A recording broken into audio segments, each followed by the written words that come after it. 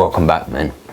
So this evening's topic of conversation or meditation is kind of predicated on our last discussion regarding the masculine energy and the feminine energy and how these kind of interplay within society and why they are necessary in order to distinguish and to elevate consciousness in a way that you can articulate yourself through the world.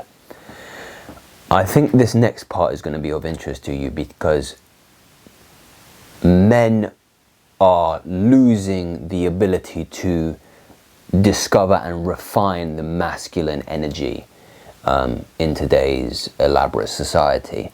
And this is because of a number of reasons, but fundamentally there is a loss and there is a hole in the world in relation to masculine male mentors. There is an absence of male role models, and men need male role models.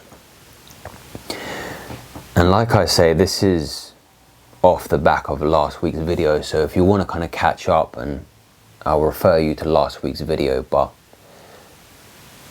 the masculine energy, it has a certain propensity towards the male, biological male, what we understand to be a biological male. So it comes more naturally, more intuitive to them.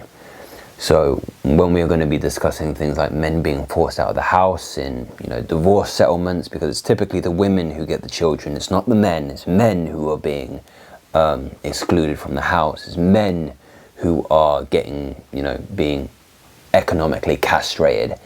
It's men that are the brunt of the repercussions of divorce.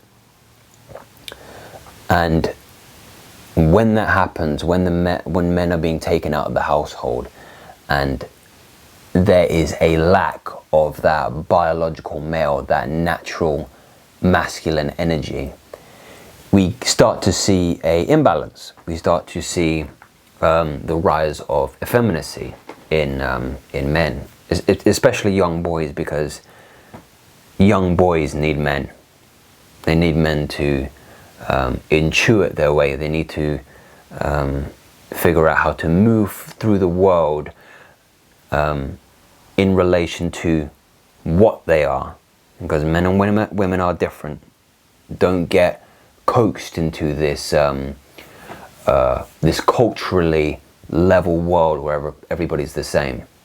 Men and women are not the same, never will be the same. So men need men in the household, and men need to teach men how to become strong again. And I believe that's what's happening to us at the moment. So we kind of talked about that idea that men are being excluded from the household, especially in the case of divorce, and again you start to see this favoritism is the wrong word, but you start to see a disparity between how the sexes are treated in relation to what is important for the children. Because it is true, and again, don't let anybody tell you differently, a single parent is far worse off than if two parents were raising the children. And without going into the minutiae details of the workload, but when you're born into this world, you imprint on the first male and the first female in your immediate surroundings. They make up what you would know to be nurture. Environment doesn't solely speak to what you can see. You can see a light, you can see a radiator, you can see walls, but people as well, they encompass your environment, and you reflect off your environment. Your environment teaches you how to interpret the world. If there is a imbalance, if there is a lacking of the masculine in your immediate surroundings, so say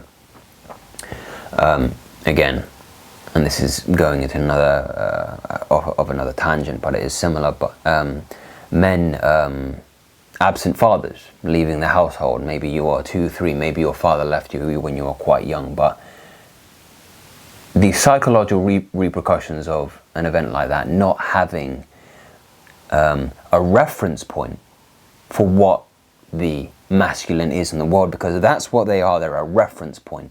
You can think of your mother and father like a map, and you need both of the maps in order to move through the world. If you only have one piece of the map, if you only have the feminine half and you don't have the masculine half of the map, you can't get to your goal. You can't navigate the world successfully if you don't hold both of the portions. Like I said with the yin-yang depiction last week, the two halves, they make a whole, and one half, just the feminine or just the masculine, isn't enough for you to move in a way which is most beneficial for you and which will be conducive to your growth as a human being. So I think that kind of brings us to a nice crux for this evening's meditation. I am mindful of and considerate of your time, because I have a tendency to kind of ramble, and you can see how as I start to get momentum I can go off in several tangents. But I think I kind of described that and tied that together quite nicely with the idea that your mother and father are maps. They're two halves to the maps. You need both in order to survive. Men nowadays, we're missing the masculine part of our map.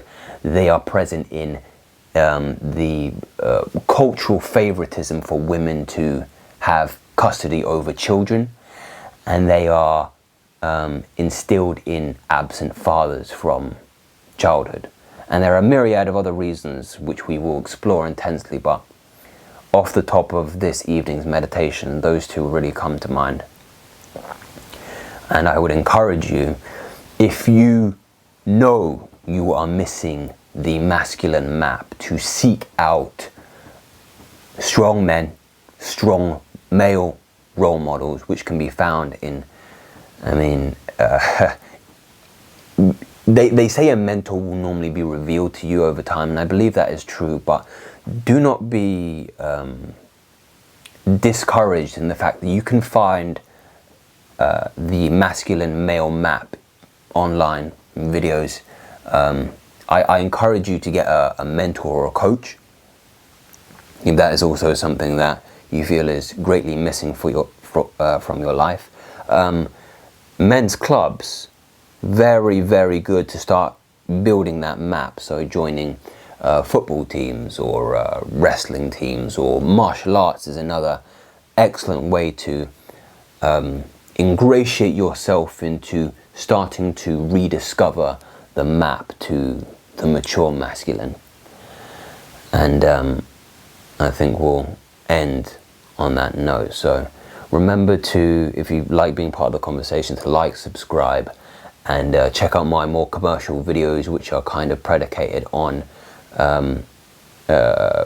I take more of a holistic approach in why health can be conducive to your success and why it's the foundation for your success in any field like finance, relationships, and so on. So if that's something you're interested in, subscribe, my friends, and I will see you very soon for the next video.